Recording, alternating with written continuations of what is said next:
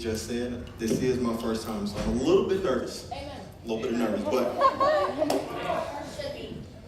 thank you guys for just giving me the opportunity to come in and share what's on my heart, right? I know a couple faces inside the crowd, so I'm proud to be here to stand in front of you just to share what the Lord put on my heart today, all right?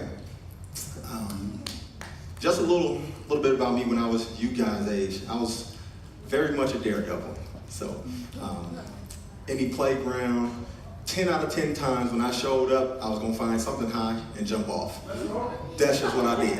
Don't ask me why, I don't know. That was my thing, right? So one particular day, in my neighborhood where I grew up, we had two playgrounds. We had a smaller playground, we had a bigger playground. The bigger playground was located where the basketball courts and everything was. So I woke up one morning and I said, you know what, Greg, today's the day. Going to the big playground and I'm gonna jump off the highest point. It's going down today, right? So I got up and I encouraged myself in the mirror, yes, you can do this, you can make it happen. So I go outside and catch up with all my friends and they're like, hey man, we're going to the small park? Not today, we're going to the big park. You're gonna do it today? I am. Today is the day that Greg's gonna make history here in the neighborhood, right? So we get there and I get up to the highest point there at the playground, and I always had a buddy of mine who would count me down. He would just give me that 5, 4, 3, 2, 1, go, Greg. So I stand up, and everybody at the park stops moving, and everybody looks up, and he does it. 5, 4, 3, 2, 1. And me, like a genius that I am, I jump off, right? Now, normally whenever I'll step over here so you guys can see, normally whenever I would jump off something, I would land with 2 feet, one at a time, just right? That's how I would land. And I did that on purpose, so just in case I didn't stick the landing, I could tuck and roll and make it look like I meant to do that. Then I could pop up and yes, I did it, right? This time, when I left off, I knew I was in for a world of trouble, just with the height, right? So as soon as I jumped off, I'm like, oh my God, I'm not gonna make this one. This is not gonna happen. Amen. So I panic when I'm up there. In midair, I panic. And what does the panic lead to? Me hitting the ground like a sack of potatoes. Immediately, I see a flash of white light, all the air rushes out of my body, and in my brain, I'm thinking I'm dying. Like, oh my God, I am dying. I look over, and all of my friends are moving this slow. And I'm like, what in the world? I've seen you guys run faster to go to the ice cream truck. Why is it taking somebody so long to get across the street to the neighbor's house to tell them that Greg is in the floor dying? Right? Now, I'm panicking and tears are starting to come out my eyes because my brain is telling my body to breathe, but I can't. I'm just stuck. Oh my God. Right? So my friend's dad runs over and he's like, hey, Greg, calm down. And I'm doing it like silent cry, like, he said, Greg, relax, just breathe, right? Finally, I calmed down. He's like, hey, what happened? I jumped off. Why? I don't know. You gonna do that again? No. Right? And I was honest. For a week, I wouldn't jump off anything. But after that week, I was back to my old things, right? But that was the first time I had ever had a near-death experience to me. Now, in hindsight, the only thing that really happened was I had the wind knocked out of me, but you guys get what I'm saying, right? So that was the first time I was ever faced with the fact that I might not see tomorrow, given the decisions that I've made, right? Have any of you ever been there where you had a broken arm, broken leg, and when the break happens, a sprained knee, anything like that, right? The pain just feels unbearable. It feels like you aren't invincible like you thought you were. Amen. Right? Reality kind of sets in. Anybody been there? Yes? Cool. Good. I'm not alone.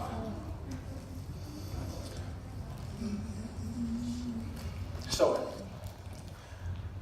the fact is, everybody here has a beginning and also has an end.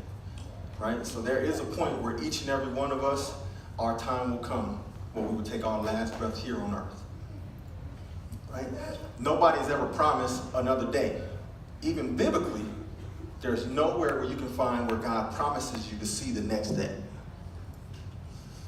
Right? So today could be the last day for any one of us. Now, I don't know if we actually believe that. And more importantly, I don't know if we live in a world that actually believes that. right? Because if we did, we would kind of do things a little bit different, right? We wouldn't have that thought like, hey man, you know what? It's homework, and I'm only in 6th grade. No college is looking at GPAs right now. I'm good. I'll pick them up later. When I decide to do the homework, that's when I decide to do it, right? Or when your parents come in, they'll say, hey, why you didn't do the dishes? You won't have the attitude like, we have 15 million forks. Why are you mad about the 4 forks in the sink? Like, seriously, I know, I've been there, right? Or maybe that's why in middle school we don't really get serious about Jesus, because we figure, hey, some of the kids upstairs in the Capitol, they're not serious right now. Why do I have to get serious? Some of the adults aren't serious. Why do I have to get serious, right? I can always get serious with Jesus later. But here's my question. What if later never comes? Right? What if tomorrow never comes? In fact, what would it look like if we decided that, you know what, since tomorrow may never come, I'll live today like it's my absolute last day?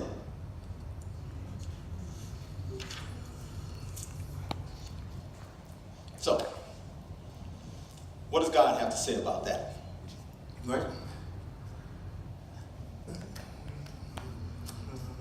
There we are. All right. You want to know who was really, really good at living like every day was his last day? My man's my favorite character in the Bible, David. Anybody know David? Anybody? All right. So, David lived every day like it was his last. And what I'm going to do is just share 3 key times in David's young middle school age life where he displayed what I like to call the YOLO mentality. You only live once, right? Those 3 points we're going to talk about today is David the shepherd, David the servant, and then everyone's favorite, David the giant killer, right? That's my favorite part too. All right, so let's dive in. David the shepherd, right? David came from a family of 8. Could you imagine having 7 older siblings? Could you imagine the hand-me-downs? Like seriously, by the time he got the Nikes, like it's been on 7 different people's feet. That's bad, right? And then on top of that, his pops didn't really like him. So he gave him the worst job that you can get at that time, which was being a shepherd, right? And I don't know how many of you guys actually know what you had to do with being a shepherd, but you basically got no sleep. So during the day, you got to take the sheep out the pen, take them out to the pasture, and watch over the sheep while they ate, right? You look away, a sheep wanders off, then you got to go find them. If you don't find them, you got to go back, explain to dad what happened to the sheep. If someone comes to try to eat the sheep, you got to protect the sheep, right? Then at night, the same thing. And I don't know if you guys know anything about sheep, but sheep are pretty dumb, right? So if a sheep gets lost, it will literally stay in that point, lay down, and not move. No matter how many times you look at it and say, hey buddy, it's okay, come here. It's just gonna lay there, right? That's why a lot of times you see in those paintings or the picture, you see the shepherd actually carrying the sheep when it's lost. That's how you have to get the sheep, because it won't move. You gotta go pick it up, put it on your shoulders, and take it back where it belongs. And then when it gets back to the herd, it's like, hey, this is where you guys were, right? So that was David's job. Sun up, sun down, watch the sheep. His dad gave him very specific instructions when he gave him the task. David, this is what I want you to do. Those sheep are our prized possession. Protect them with your life. That's simple. I'm gonna give you 3 tools to do your job. I'll give you a staff, I'll give you a rod, and I'll give you a weapon. Now, David, I won't give you a sword. Too practical. I'll give you the sling, because you're only in middle school. So this way, you got a fighting chance. Right? I don't know why he gave him a sling, though. Like a sword would have been more, one stab, one kick. I don't know. Right? So what David did was he took those 3 tools and he mastered them. Right? Now, how does that portray to us? Right? Whenever you give your life to the Lord, after accepting that salvation, each and every one of us becomes a shepherd. Right? And 1 Peter 5, 2 through 4 says, be a shepherd of God's flock, that under your care, watching over them. Not because you must, but because you are willing, as God wants you to be. Not pursuing dishonest gain, but eager to serve. Not lording it over those entrusted to you, but being an example to the flock. And when the chief shepherd appears, you will receive a crown of glory that will never fade away. Right? So that means every one of us has the role of David as a shepherd. Now, that's not an easy task. And we know that from the story of David and the things that he had to go through. While out there guarding those sheep, he was faced with two predators, a lion and a bear. How many of you guys will fight a lion and a bear right now? You're funny. Right now. Like no weapons. You're just going to fight a lion and a bear. You've never thrown a sling ever. But you'll fight that lion, you fight the bear. I'm good. See, some of y'all got it. I'll be done. I doubt you would, though. I'm not going to lie. If a lion walked in this room right now, I'm going to be out the door. I love y'all, but I'm going to be out the door. And the same thing with a bear. But not David, right? See, whenever you have those battles, and you'll have those battles, things will come. Life will get difficult, right? That could either be your lion or your bear. But each victory that you have will build faith for the next battle, right? And victory produces what I like to call inglorious worship, right? So, and inglorious worship is just this. I don't do it for you, but I do it for what's been done for me and what's been done through me, right? So what would that look like if I decided to take on a lion for everybody here in this room, right? That would show a couple things. It would immediately show everybody in this room a reflection of Jesus, right? Because the Bible says in John 15, 13 and 14, greater love has no one than this, to lay down one's life lay down one's life for one's friends. You are my friend if you do what I command. And see, Jesus laid down his life freely for us. So me taking on that line would show that I'm freely stepping into a position where I can lay down my life for each one of you. Right? Then what it would do is it would also give what the military likes to call a battle buddy. Right? So if a lion came in and it went to attack Pastor Brian, and I jumped in, and we beat the lion, right? If a bear came and attacked me, I would expect and I would hope that Pastor Brian would return the favor. Yeah, my man. My man. Exactly. Right? So what does that mean? Right? That means that as we're going through these tests and these trials, it's always better to never be alone. Right? And the way we focus that in and never be alone is we take what happened in our own personal life and we see the things that God has done for us and done through us to encourage the person next to us. To say, hey man, it's okay. I know homework's hard, but it was hard for me when I first started. Let me help you out. Right? I know that things haven't gone the exact way that you wanted to go at home, but it's okay. I've been there too. So now we have mutual ground that we can talk about and talk about the success on how we get past that. So that's David the shepherd. The second thing, my second point is David the servant. Right? And that's all about staying faithful to the task that you've been given. Right? You see, David's parents never had to go to him and constantly remind him, hey, take the sheep out. The sheep need to eat. Hey, protect the sheep. We don't want any lost. Hey, go find the sheep. One wandered away. They never had to remind him of those things. David just took his job seriously. and did it with such a reckless abandonment that people started to notice. Right? As I said earlier, victory produces praise and inglorious worship. During David's tests and trials, no matter the weather, he stayed focused and he stayed on task. Right? In his wilderness, not only did he face that lion and his bear, but that's the time that he also developed his praise and worship to the Jesus who gave him the strength to defeat the lion and gave him the strength to defeat the bear. Right? So it was at that time that others around started to notice, hey, there's something a little bit different about David. And that's also the time that heaven took notice and said, hey, there's something different about David. See, at that time, God was looking for a new king to replace Saul, right? And he spoke to the prophet and said, I know the person. He's real young right now, but the task that he's been given, he faithfully fulfills it each and every day. He doesn't complain about it, he just goes about his business. Not for anybody else to praise him, just so he can please me, right? So, as I said, the way that David served caused others to take notice. So if you want to be known by God, right? Promoted by God,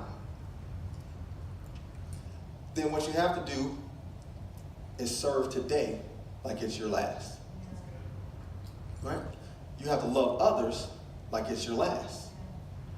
And you have to protect others like today is your last day. Right? Because Hebrews 13:16 says, and do not forget to do good and share with others. For with such sacrifices God is pleased. And Romans 12:13 says, share with the Lord's people who are in need. Practice hospitality. How are you doing with that? Right? When the new kid shows up at the city, do you pay him no attention? And you just go with the people who you normally talk to? Right? Or when a new kid comes at school and his shoes don't look like yours, do you join in with the people who are making the comments about his sneakers? Right? But the Bible says again, practice hospitality. Right? So the same way we would want Jesus to welcome us after we made mistakes, welcome us when we don't look as clean as we should, that's the same way we should treat others. Amen. Right? So then we'll get to my third point and everyone's favorite. David, the giant killer. This is me. Right? This is the man, when I read the Bible, that's who I want to be. Right? So, just to give you guys a little bit of a backstory, again, David wasn't seeking to be promoted. He was just taking care of business. Right? So one morning, his dad wakes him up, says, hey David, I know I typically have you go out and watch the sheep, but today, I want you to pack up lunch and take it to your brothers. They're over with the king. David says, all right, cool. Pack up lunch, and I'll go.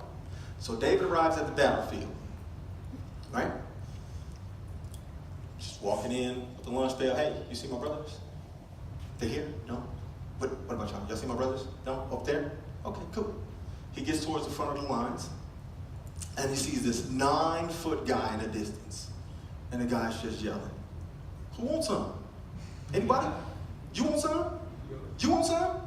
Don't none of y'all want none? Like, seriously? Look, this is how we'll do this, right? Me and my compadres here, we got a bet. One of y'all come beat me, and we'll all be your slaves. But if your guy loses, y'all all work for us. So, I mean, I'm just one guy. Who wants some? David happens to hear this. And he's like, hey man, who's buddy? And I'm like, man, that's Goliath. He's been doing this for 40 days. Don't nobody want none. What? Don't nobody want none. Y'all just gonna let him keep talking smack like that? Nobody's gonna shut him up? I mean, I'll do it if y'all won't. So this one soldier hears it and runs to King Saul. Hey, Saul, I don't know what's going on. I don't want to fight Goliath. You don't want to fight Goliath. But it's this young dude up by the front. He about yay big. He said he'll fight him. I mean, what's the worst that can happen? It's just a kid, right? So Saul says, bring him here. Walks in. And Saul says, hey man, I heard you're out there in my army saying some things. What you say? David said, well, simple. There's some big dude up over by the hill talking smack. I said, if nobody want to shut him up, I will. Saul says, interesting. Well, what makes you think you can fight that guy? David said, well, listen, let me tell you. And David, by faith, tells his story, and at the end, by faith, claims victory. 1 Samuel 17, 36 through 37 says, your servant has killed both the lion and the bear, and this uncircumcised Philistine will be like one of them, because he has defiled the armies of the living God. The Lord who rescued me from the paw of the lion and the paw of the bear will rescue me from the hand of this Philistine. And Saul says, go and be with the Lord. Right?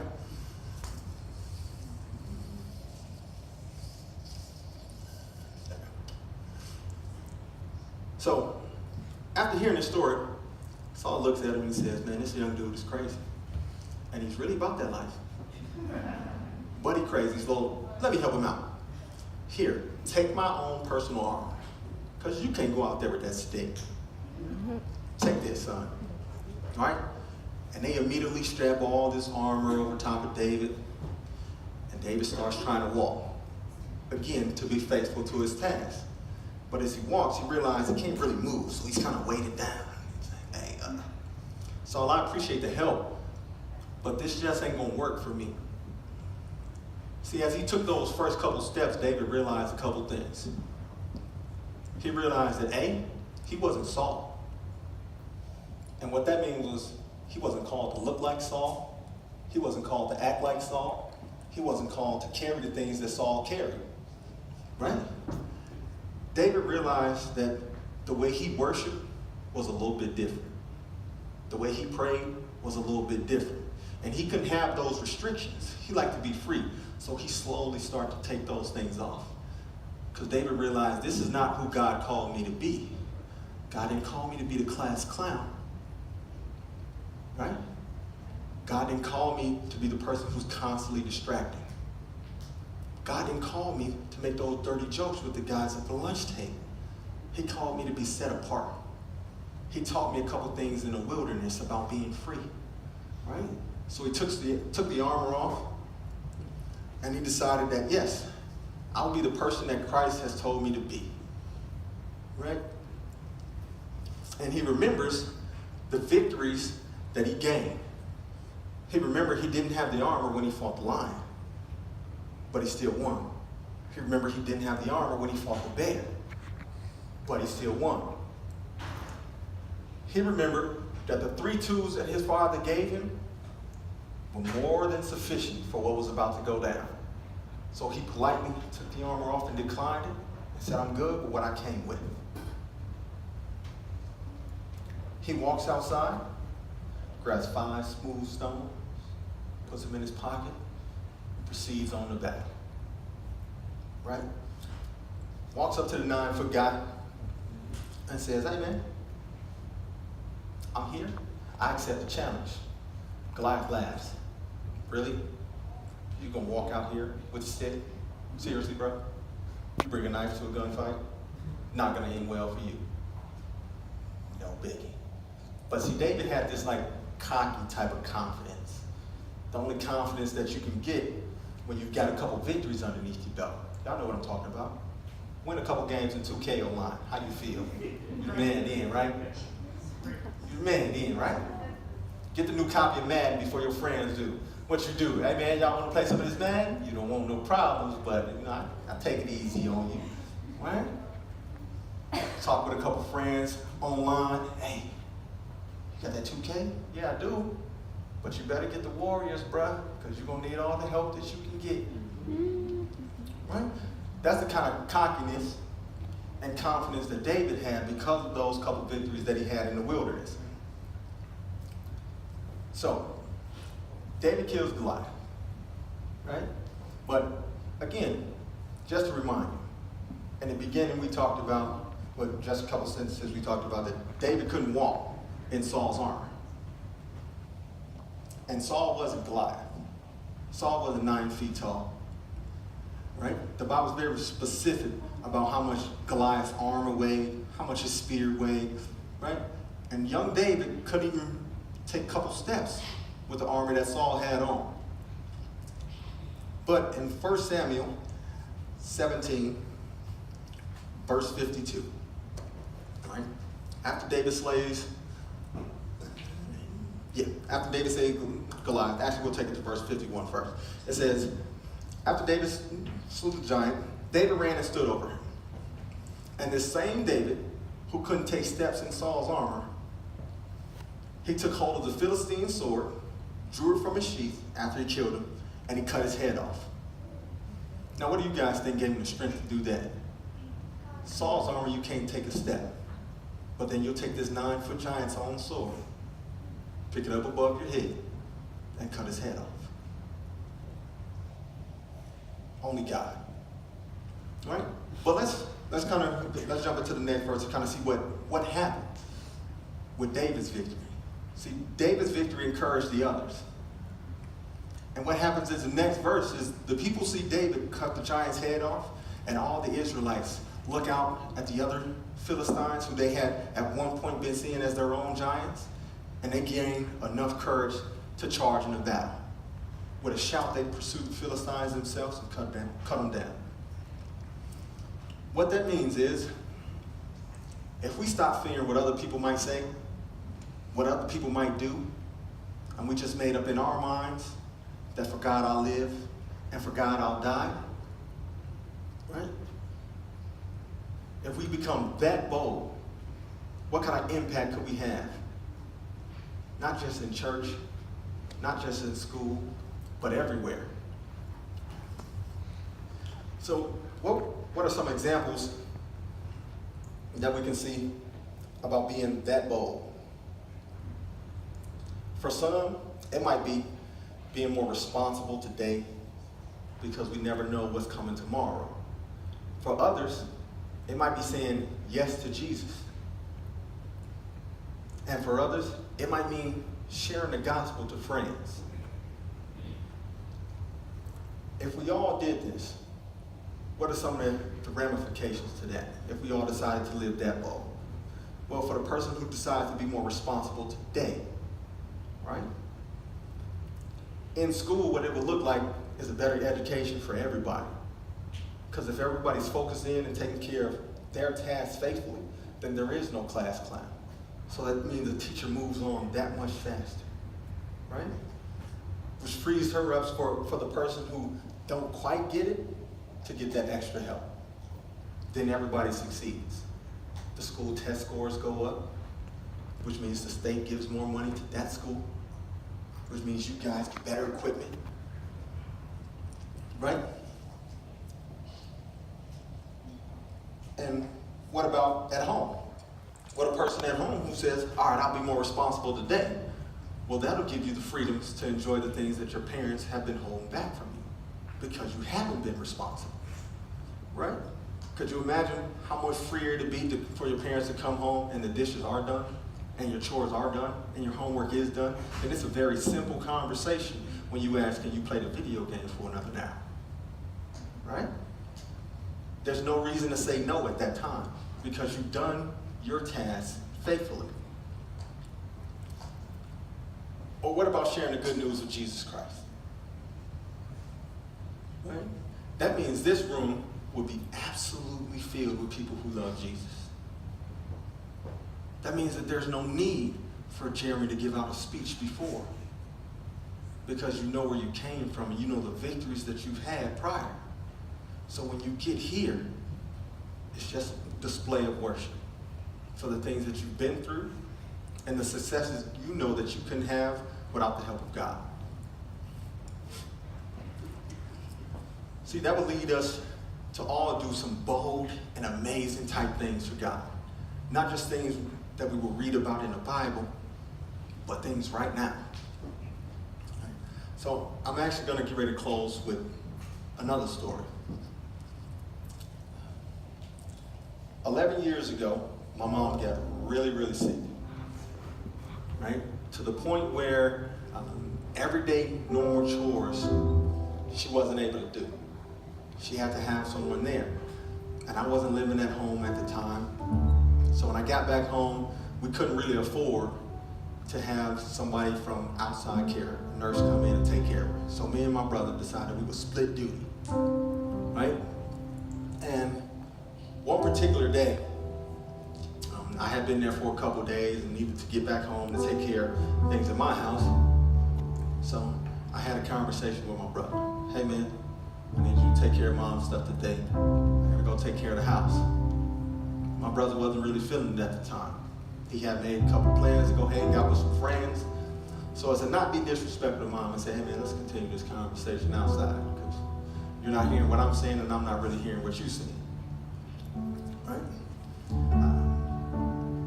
An argument happens where me and my brother were yelling at each other in the front yard. It's really getting heated to the point where we're even having discussions about fighting about it. Right? While we're there having that argument, two people show up. First person jumps in between me and my brother to try to calm the situation down. That doesn't really work. Right? It actually escalates the situation. The second person who shows up,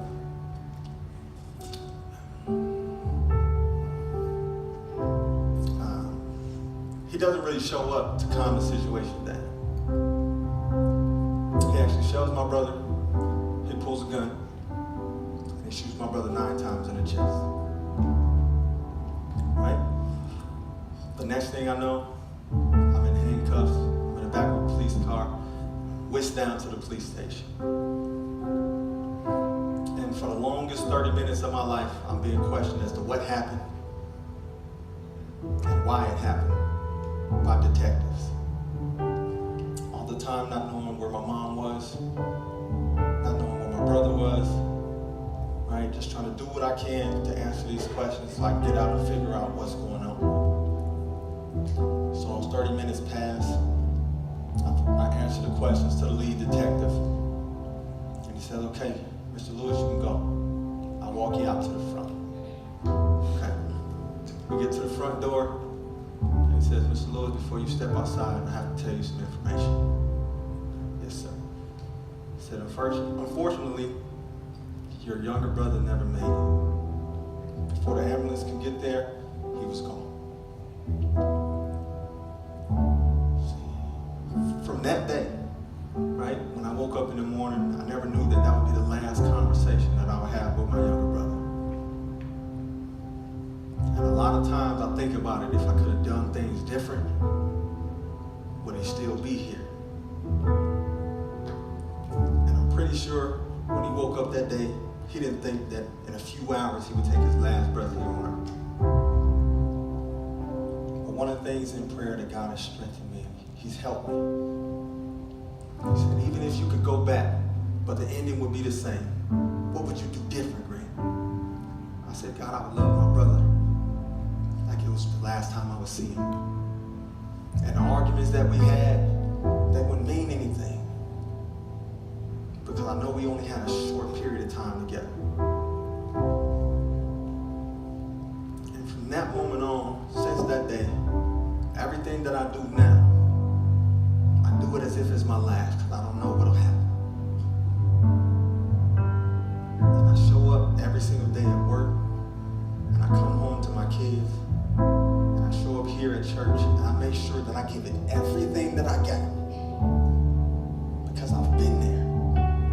I know what it's like to see somebody's time come to an end.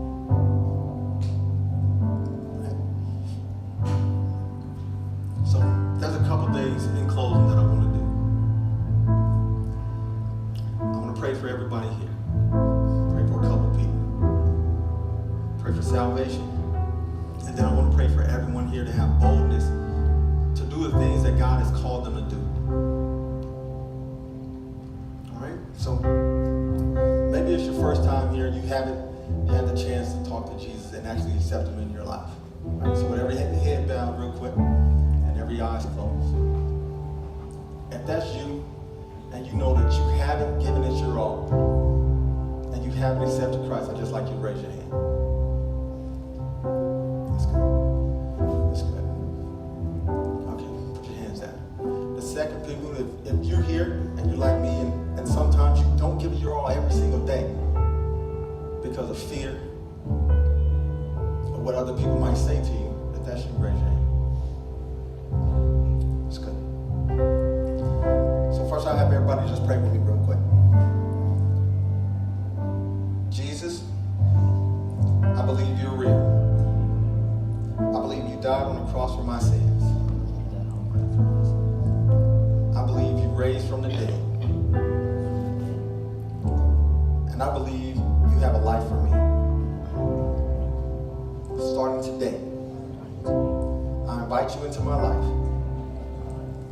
I invite you to be the king of my life. You're my Savior and my friend. Amen. So lastly, I'll just pray for boldness, right? With every eye closed. Jesus, right now, I just thank you for everyone here under the sound of my voice, God. I know we haven't done everything that you've asked us to do or even been perfect. But God, right now I ask that you strengthen each and every person here. Give us the courage to do the things that you have called us to do. To be separate from the world and to lead others to you, God. We thank you for what you've done in our lives thus far. And more importantly, we thank you for what you are going to do. And from this day forward, God, we say that we will live each day as if it's our last. We love you and we thank you. In Jesus' name, amen. City, thank you guys. Hey, everyone, let's give Greg a round of applause. So good. Hey, thank you so much for sharing that.